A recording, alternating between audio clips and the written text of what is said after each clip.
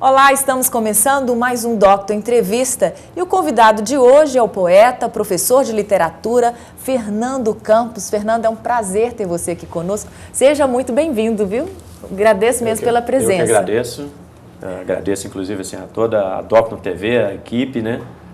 Que sempre nos recebe de uma forma assim, encantadora, muito agradável. E a gente fica muito à vontade aqui, é sempre bom retornar. Ai, que bom, é um prazer ter você aqui. E o Fernando, ele está lançando o segundo livro já, daqui a pouquinho, agora está previsto para junho, né? Sim. Lançamento do segundo livro. Mas antes, Fernando, para a gente começar o bate-papo, eu gostaria que você contasse um pouquinho da sua história, de onde você veio, como que você foi parar, né, na literatura, como foi ser professor. Vamos começar então, por onde você nasceu? Eu sou de Bom Jesus do Galho, né, um município vizinho aqui, a coisa de 25 quilômetros aproximadamente de Caratinga. Ali de Mineiro? É um ali de Mineiro, né? 25 quilômetros aí já é uma distância razoável, né? Então, em Bom Jesus eu passei a minha infância e a adolescência, uma parte da adolescência. Lá eu fiz os estudos iniciais. Terminei a antiga oitava série, né? A famosa oitava série de antigamente. Atualmente as crianças aí, os adolescentes vão até o 9º ano, né? Houve uma mudança aí no sistema de ensino. E nesse período de Bom Jesus do Galho, essa fase colegial aí, eu tive a oportunidade, né? De também, fora do ensino regular, né? Tive a oportunidade de fazer parte de um grupo de artistas plásticos, artesãos, de uma escola formada lá, criada pelo professor Sérgio Ribeiro da Luz Graça, vamos falar o nome todo, né? Então, nós temos uma memória muito boa dele. Então, ele é uma pessoa assim, que marcou uma época em Bom Jesus. Então, ele conseguiu reunir em torno de si um grande grupo de pessoas de diversas idades, né? Desde crianças até pessoas já assim, profissionalmente estabelecidas, de idade já mais avançada. E eu estava no início da adolescência e fiquei uma temporada nessa escola estudando, aprendendo a esculpir, desenhar, trabalhando com tinta. Você imagina, assim, para um adolescente descobrir esse mundo das artes. Ainda mais quando gosta, já está no ramo, né? Aí, quer dizer, eu ainda não estava no ramo, estava entrando por essa... Mas artista já estava desabrochando desde cedo, então, né? A arte começa a desabrochar já, por aí, né? Por aí. Aí foi quando você vem para Caratinga? Tenho um irmão que era pintor e paisagista, pintor de telas, que por um tempo também esteve em Caratinga em período de formação. Foi aluno de uma professora que marcou a época em Caratinga, a professora Alura, depois foi para o Espírito Santo. Mas ele, então, com ela, ele aprimorou, né? E eu me lembro, garoto, me impressionando muito, né, com assim, a mudança no tratamento do pincel, da tinta, né? Eu acompanhava esse irmão, artista plástico mais velho do que eu, artista plástico já, que tinha sido influenciado por um tio, Amantino Campos, que era na verdade, tio da minha mãe, e que teve uma temporada também em Caratinga. Então, nós éramos de Bom Jesus do Galho, mas Caratinga sempre foi um polo, uma cidade... ligada, né? Sempre estava ali. Exato. Difusora, né? Sim. Assim, de pessoas, de arte, de um modo geral, né? Caratinga já tinha um sistema de comunicação também, uma rádio, né, estabelecida e tudo. E depois... Eu tô essa adolescência minha, para situar, ali já no início dos anos 80, né?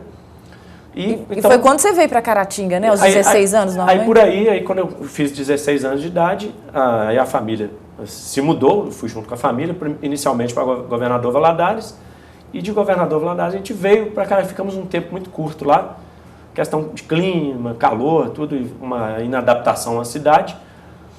Aí meus pais pensaram, vamos voltar para um lugar mais próximo de Bom Jesus do Galho. Ele já tinha uma clientela que ele trabalhava no ramo de doces.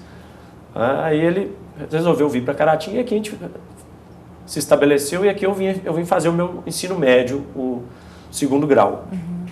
Foi quando eu fui para o Colégio Polivalente. E aí você, aqui em Caratinga, você também fez desenho, depois você partiu para o desenho, não é isso? Trabalhou com logomarca, você me falou, com desenho gráfico? Ok, então, nesse período aí do ensino médio, né, que antecede essa fase aí de eu trabalhar com desenho, né? Então eu fiz o ensino médio, foi quando eu tive contato, por exemplo, que me abriu a percepção, assim, vamos dizer, para a literatura, foi o fato de eu ter sido aluno da professora irmã Araceli, era uma irmã carmelita, que dava aula, né, naquele período de 84, 85, 86, que é o período em que eu fui aluno dela, no Colégio Polivalente, em que nós tínhamos uma equipe muito boa lá quer dizer, a escola tinha uma equipe de professores muito boa e que passavam assim, uma bagagem, né, muito boa para a gente. Então, quer dizer, esse período da escola, do Colégio Maria Isabel Vieira, o Polivalente, foi um período assim, determinante, eu ter convivido ali, né, naquele período, foi um período de 3 anos, e o que me deu vamos dizer assim, aquele impulso, né, para falar assim, não, eu quero fazer letras. Então, esse contato com a irmã Araceli, né, o interesse, né, por literatura, a poesia que já estava surgindo ali, um hábito que eu já estava desenvolvendo de escrever poesia.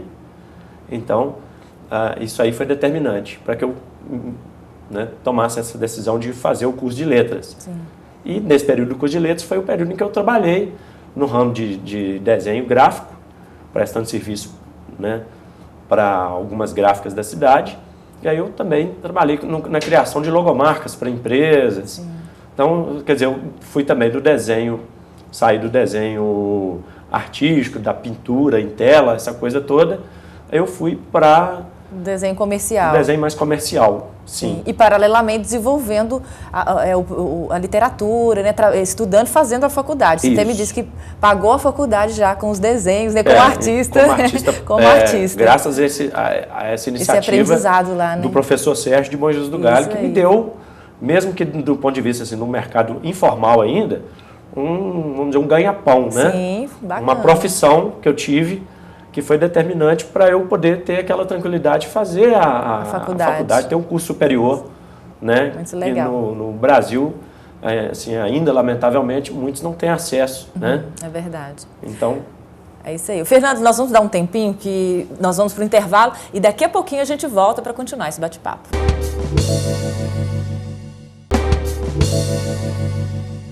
Estamos de volta no segundo bloco do Docto Entrevista e hoje eu estou conversando com Fernando Campos, que é poeta e é também professor de literatura. A gente estava justamente no primeiro bloco falando sobre isso, foi quando nós paramos contando a sua história na faculdade. Eu gostaria que você falasse como que foi essa experiência, o que teve a ver o professor com esses livros que você escreve, qual foi a influência, como é que foi essa experiência?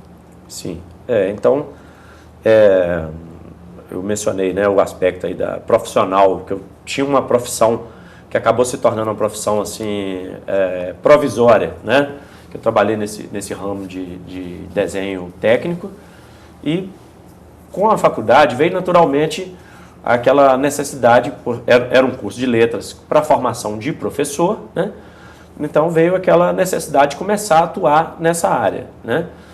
Então, assim, mas ainda dentro desse contexto de faculdade, eu, por ser principalmente por ser uma faculdade de letras, então eu comecei a ter contato com a literatura,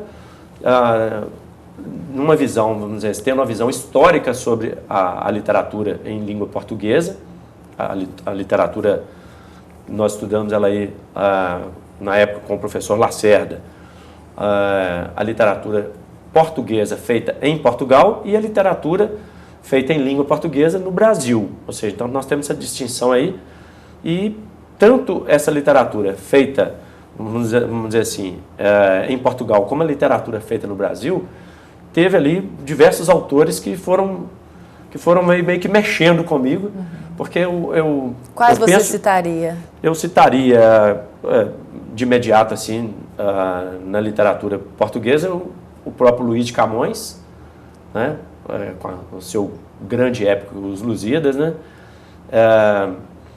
e Fernando Pessoa, dentro de uma literatura portuguesa assim, já mais da modernidade, né, que são 2 nomes de referência. Já no Brasil, Então, assim, eu tenho um grande apreço, né, por Manuel Bandeira, que é um autor que eu, inclusive, cito num dos poemas desse segundo livro agora que será lançado em breve. E na prosa, por exemplo, justamente por essa afinidade minha com a poesia, eu citaria Clarice Lispector, que tem uma literatura assim, que caminha no sentido de uma certa abstração, né? E uma literatura, eu chamaria assim, mais metafísica, né?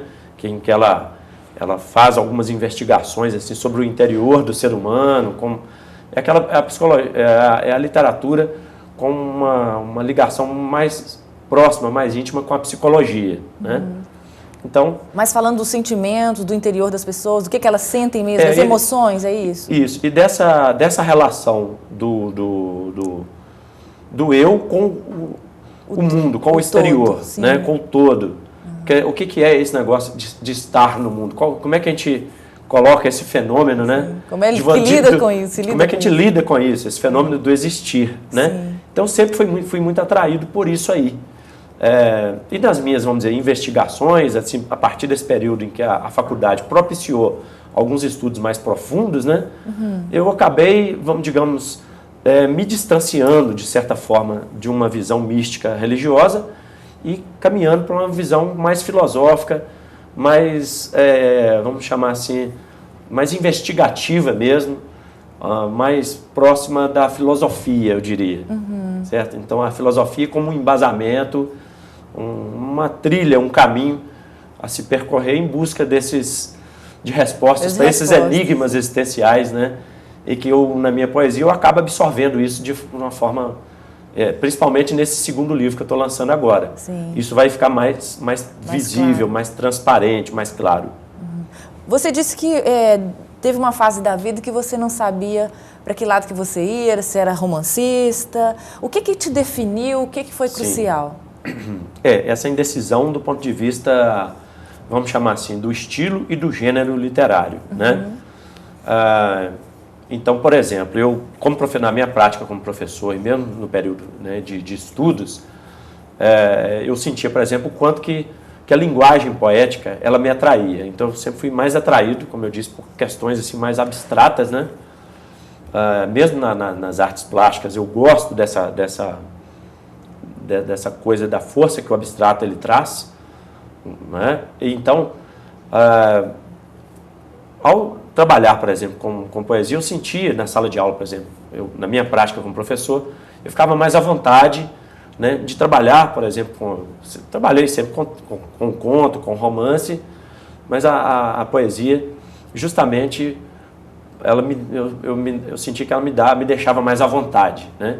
E aí, a minha escrita, naturalmente, também foi caminhando por aí, né? Cheguei a fazer diversas experimentações assim, com a prosa mais curta, às vezes com a crônica, às vezes com o conto, né? Cheguei até a publicar alguma coisa assim, como colaborador em revistas, mas a poesia sempre falou mais alto, aí eu me rendi à poesia, tá? E mesmo que eu tenha guardado algum material, né? Essa prosa, eu tenho alguma coisa assim comigo ainda, mas estou aí já no segundo livro também de poesia. E é justamente sobre o livro Desde Jejum, que vai ser lançado agora em junho, e sobre também o Insolvência, que você já lançou, que nós vamos falar agora depois do intervalo do terceiro bloco. Então, fique aí, nós voltamos já já.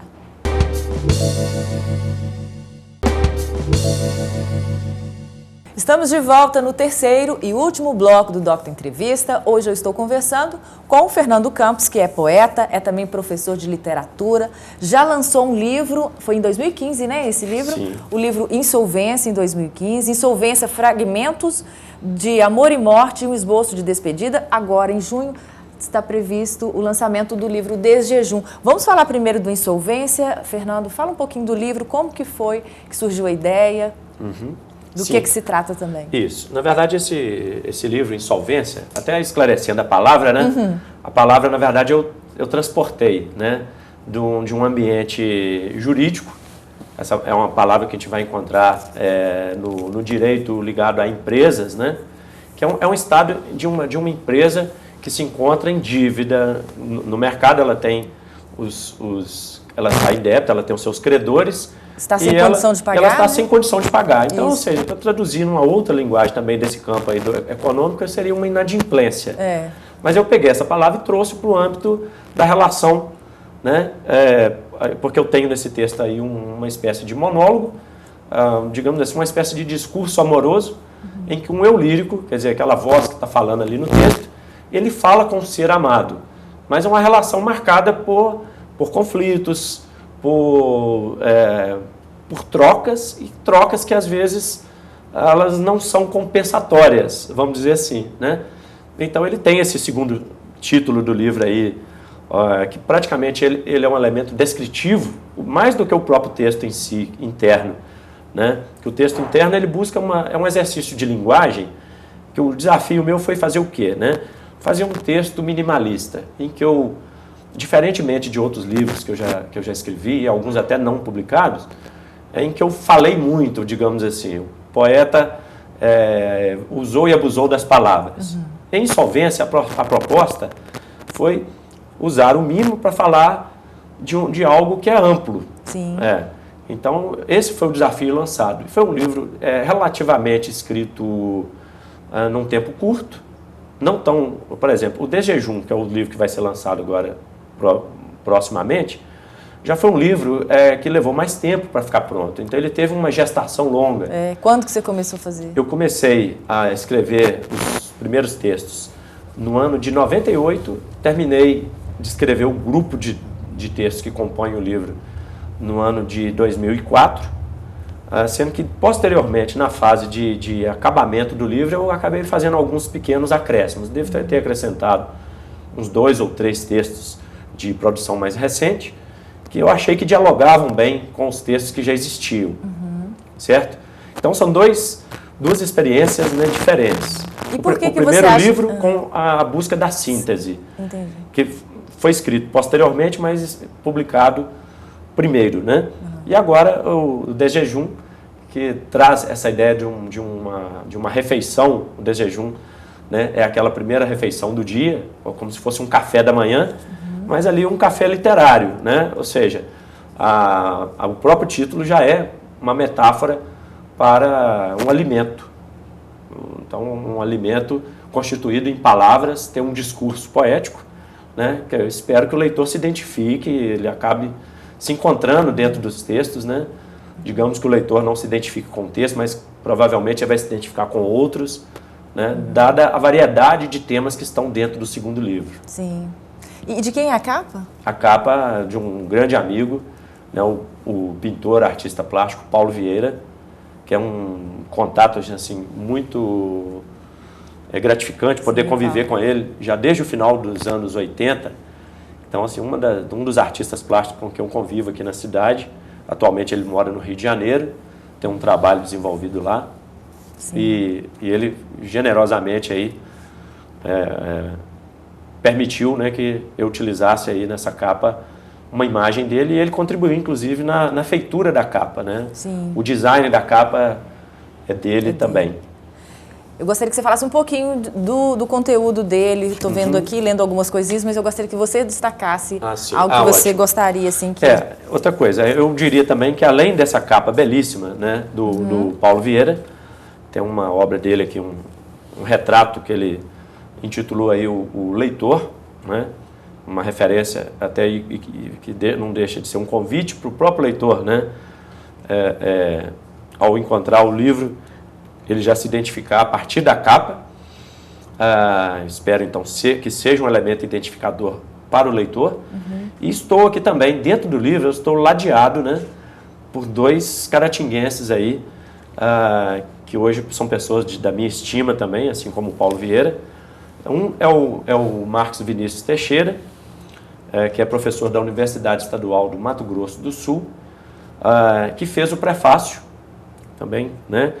Na verdade, o Marcos, para não perder muito a sequência, né? Então, o outro o pós-fácio é do Abiatar Machado, que no momento está fazendo o doutorado dele em Merleau-Ponty, né, pela UFMG, então na área de filosofia, e que tem, eles, uma identificação com o meu trabalho. E entre os dois aqui, o Marcos Vinícius é um dos assim, que pegaram muito no meu pé, vamos dizer, para que eu publicasse. Sim. Então, a publicação do Insolvência se deve a essa, entre aspas, implicância, vamos dizer assim, né? Do Marcos Vinícius. Gentil, não é uma implicância gentil do boa, Marcos né? Vinícius. Uma boa implicância. E dos apontamentos também do Abiatar, que escreve também poesia, assim como o Marcos Vinícius tem também seus livros de poesia publicados. E o Abiatar, que sempre também dialogou com o meu trabalho. Então, eu tenho uma identificação com a escrita dos dois, inclusive, né? E eles, assim, não, você já era para o seu material já ter sido publicado e tudo. Deram e aí, que hora que o livro vai sair e tal. Faça o livro, e ficaram por um tempo meio ali, como eu disse, pegando no pé, e acabei, né, me rendendo e publicando. Sim. E é a necessidade que a gente tem como escritor também de ter contato com o público. A gente tem necessidade dessa comunicação que é natural no próprio ser humano, né? Mas lê um trechinho aí pra gente que eu tô curiosa. Um trechinho? Um trechinho só que você destaque, alguma coisa assim, só pra gente saborear um pouco. Então eu vou... Um texto, por exemplo, que é mencionado no prefácio aqui do Marcos Vinícius, eu vou ler um poema que é fidedigno, tá? É um poema relativamente curtinho aqui e vamos ver, né? Vamos lá. Hoje vi chover como cão sem dono, no coração secura danada, árida no céu, a alma acenzalada. Assim cinzel, perdi o senso, o gume. Eu, obtuso rastaquera, sob o peso das nações. Eu, recurvo sobre o próprio umbigo. Ó, modorra e pluma, dei para maldizer o passado. Amanhã, tamanha. A visão do sol, se eu pudesse, então me transformara. Que chique, muito bem. É um texto que tem uma ideia assim, de um certo descontentamento. Né? Porque você fala muito disso, né? Aquele trabalhador, a falta a sensação de sufocação, né? Isso. O Marcos Vinícius Teixeira, por exemplo, ele vê uma correlação desse texto, um certo eco com a poesia do João Cabral de Melo Neto. Por causa dessa ideia aqui do cão sem dono, né? Lá num dos textos dele, ele fala do cão sem pluma, que é uma metáfora dele, né? Até relativamente bem conhecida no ambiente literário. E então tem essa história aqui de uma alma acenzalada, né? Meio sufocada, né? Isso. É bem profundo, né? Aridez, né? Árida no céu, né?